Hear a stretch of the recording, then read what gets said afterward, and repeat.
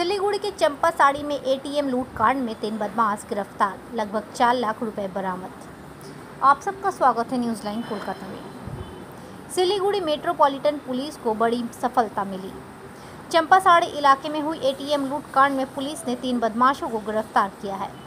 Siliguri metropolitan police के प्रधान नगर थाने की anti crime branch ने इस कार्रवाई को अंजाम दिया। गिरफ्तार किए गए आरोपियों के पास से लगभग 4 लाख रुपए बरामद किए गए हैं। गिरफ्तार आरोपियों का नाम है मोहम्मद इसराइल, जावेद खान और मोहम्मद खुर्शीद। तीनों हरियाणा के नूह जिले के निवासी हैं और कुख्यात मेवात गैंग से जुड़े हुए हैं। ये गैंग देश के कई राज्यों में एटीएम और दुकानों में लूट की घटनाओं को अंजाम देती है। इस मामले में जानकारी देते हुए ट्रैफिक डीसीपी विश्वचंद्र ठाकुर ने बताया कि कुछ दिन पहले चंपा साड़ी में एटीएम लूट की घटना सामने आई थी। इसके बाद तत्काल जांच शुरू की गई। सीसीटीवी फुटेज और मोबाइल टावर लोकेशन की मदद से जांच को आगे बढ़ाया गया। जांच में पता चला कि इस घटना के पीछे बाहरी अपराधी का हाथ है। इसके बाद पुलिस की एक टीम को हरियाणा भेजा गया, जहां से एक आरोपी को गिरफ्तार भी किया गया और ट्रांजिट रिमांड पर सिलीगुड़ी लाया गया। पूछताछ के आधार पर 2 और आरोपियों को भक्तिनगर थाना क्षेत्र से गिरफ्तार किया गया। इनके पास से लगभग 3 लाख रुपए से अधिक राशि भी बरामद हुई है। मंगलवार को तीनों आरोपियों को सिलीगुड़ी अदालत में पेश किया जाएगा। मामले की गहराई से जांच के लिए पुलिस रिमांड की मांग की जाएगी।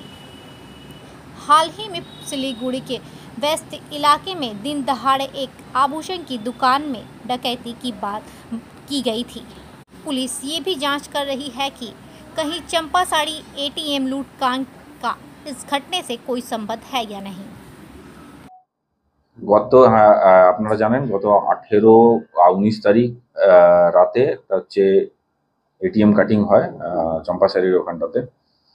তো সেই কেসটির উপর পুলিশ ইমিডিয়েটলি রাত্রেই এটার উপরে ইনভেস্টিগেশন শুরু করে দেয়। তো আমরা সেটা নিয়ে যা সিসিটিভি ফুটেজ আর যা কিছু ইনফরমেশন আমাদের কাছে ছিল, তাছাড়া technical input analysis, CDR analysis, tower dump analysis সব কিছু করে আমরা কনক্লুশনে আসতে পারি একটা আউটার স্টেট গ্যাং এই কাজটি করেছে। তো তার ভিত্তিতে আমরা একটি টিম এখান থেকে পাঠিয়ে দিই হরিয়ানাতে। হরিয়ানার নূহ জেলাতে আমরা আইডেন্টিফাই করতে পারি অ্যাকিউজদের, যারা অ্যাকিউজড আছে, যারা এই কাজটি করেছে হরিয়ানার নূহ জেলাতে। তারপর ওখানটাতে একজনকে আইডেন্টিফাই করা হয়, করে তাকে অ্যারেস্ট করা হয়। অ্যারেস্ট করে তারপরে ওখানে কোর্টে প্রডিউস করে থ্রু ট্রানজিট রিমান্ড তাকে নিয়ে আসা হয় এবং তাকে জিজ্ঞাসাবাদ এবং তার সঙ্গে সহকারী সিডিআর এবং tower dump technical data analysis করে জানা যায় যে এই পুরো টিমটার মধ্যে কিছুজন এখান থেকেই কিছুজন ফেরত চলে যায় হরিয়ানাতে, আর কিছুজন এখানেই থেকে যায়, এখান থেকে অন্য জায়গায় মুভমেন্ট করে। সেটা অ্যানালাইসিস করে তার ভিত্তিতে হরিয়ানা নূহেরই 2 জনকে আরও আজকে গ্রেপ্তার করা হয়। তো সব মিলিয়ে মোট 3 জন গ্রেপ্তার হয় এই কেসে, কেসটি ডিটেক্ট হয় এবং মোট যা অ্যামাউন্ট এখানটাতে গিয়েছিল তার তার অনেকটা অংশ রিকভারি হয়। এই ইয়েতে টাকা রিকভারি হয়েছে। বাকি আজকে কোর্টে ফরওয়ার্ড করা হচ্ছে, তাদেরকে রিমান্ডে নেওয়া হবে ফার্দার ইনভেস্টিগেশন।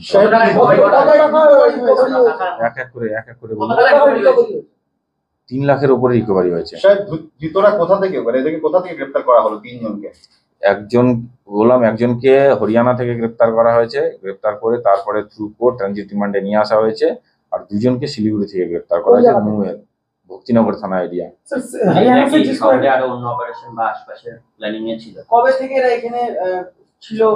এক এক করে প্রশ্ন করুন। দুজন যারা